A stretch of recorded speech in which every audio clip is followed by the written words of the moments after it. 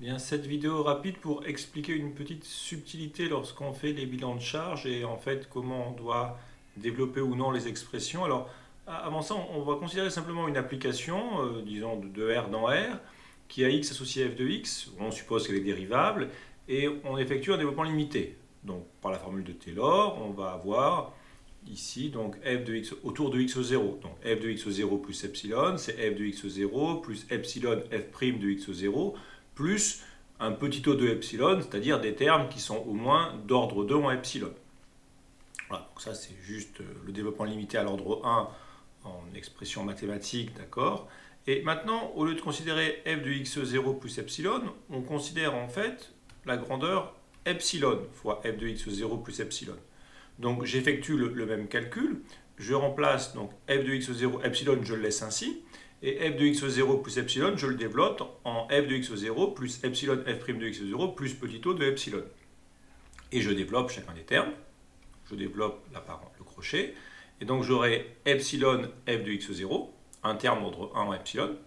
Ensuite j'aurai epsilon carré f' de x0, un terme d'ordre 2 en epsilon.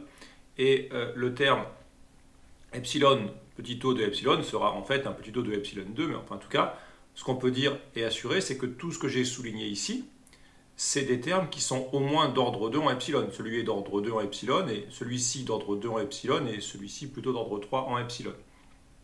Mais toujours est-il que si on compare maintenant ce premier terme qu'on va appeler 1 et ce second terme qu'on va appeler 2, ils diffèrent par une quantité qui est au moins d'ordre 2 en epsilon, c'est-à-dire un petit taux de epsilon. Et donc maintenant, vous voyez, tous ces termes-là, le point important c'est ça, c'est que les termes qui suivent, c'est au moins des termes d'ordre 2 en epsilon. Donc finalement, la quantité qui est là, epsilon de f de x0 plus epsilon, et epsilon de f de x0, ne diffèrent par des termes au moins d'ordre 2. Donc en fait, si on se limite à un calcul à l'ordre 1, on peut approcher. Donc là, je passe sur des notations en physique maintenant. Voilà. Mais à condition,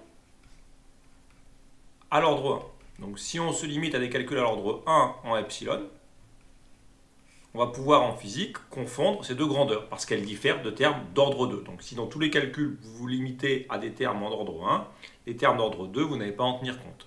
Voilà. Mais le point clé, vous voyez, c'est qu'il y ait ce epsilon en facteur. Attention, un point très important, c'est que f de x0 plus epsilon est différent de f de x0 à l'ordre 1. D'accord? Attention à ça, d'accord? Ce qui est vrai, c'est que si vous avez epsilon devant, d'accord, qui fera, et de développement va faire un terme d'ordre 2.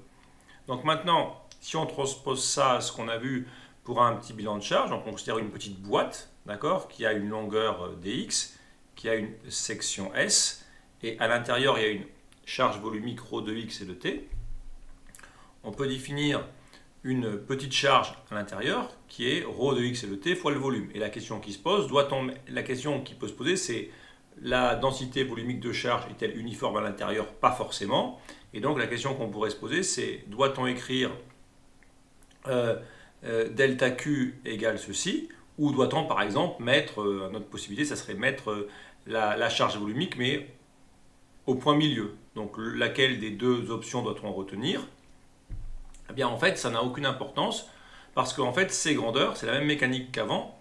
L'idée, c'est que vous avez déjà le dx en facteur, et vu qu'il y a déjà le dx en facteur, en fait, ces deux grandeurs, comme ici, il y avait le epsilon en facteur, ces deux grandeurs vont différer à l'ordre 2. Et donc, il n'y a aucune différence pour ces deux grandeurs à l'ordre 1 en dx. dx joue ici le rôle de epsilon. Donc, on peut tout à fait retenir la première expression. Si vous voulez, je vais détailler le calcul. Si je prends la seconde expression, j'aurai donc ρ de x plus dx de t s dx. Donc, ρ joue le rôle ici de f. Donc, je développe, ça fera ρ de x et de t, plus le epsilon qui est joué par dx sur 2, donc epsilon, fois la dérivée de ρ par rapport à x et d rond ρ sur d rond x, plus un petit o de d de x.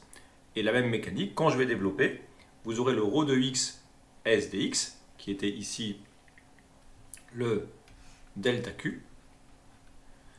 Et les termes suivants, dx avec le dx fait un dx carré, et le petit o est déjà un terme d'ordre 2 en dx. Donc ça, c'est les termes au moins d'ordre 2 en dx. Donc si vous faites le calcul à l'ordre 1, il n'y a pas à en tenir compte. Donc on peut les oublier. Et donc à l'ordre 1, encore une fois, parce que vous avez le dx en facteur, vous pouvez oublier ce terme-là. Mais le point clé, c'est bien parce que vous avez ce dx en facteur qui fait que le terme en dx créerait de l'ordre 2. D'accord. Et donc vous pouvez faire comme ça.